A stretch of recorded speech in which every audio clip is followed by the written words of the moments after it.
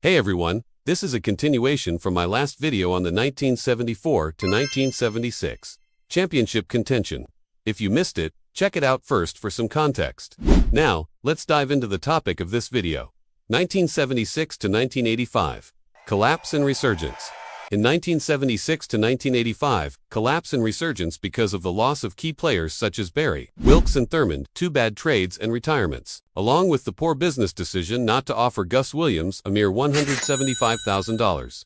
The Warriors would struggle to put a competitive team on the court from 1978 to 1987, following their time as one of the NBA's dominant teams during the 1960s and through most of the early and mid-1970s. They would, however, through the draft, acquire such standout players such as high-scoring forward Purvis Short, 1978, former Georgetown Hoyas point guard Eric Sleepy Floyd, 1982, who would later become an All-Star before being traded to the Houston Rockets, and former Purdue University standout center Joe Barry Carroll, 1980, whose once promising career would be short-circuited because of injury, as well as center Robert Parrish, 1976, whom they would trade to the Boston Celtics in 1980.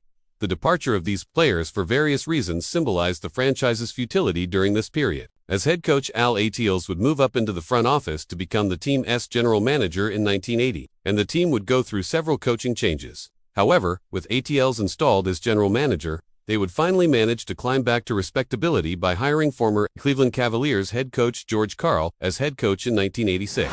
They would also find a diamond in the rough, of sorts, that would change the direction of the franchise, drafting St. John's University standout sharpshooting small forward Paul Mullin in the 1985 NBA draft.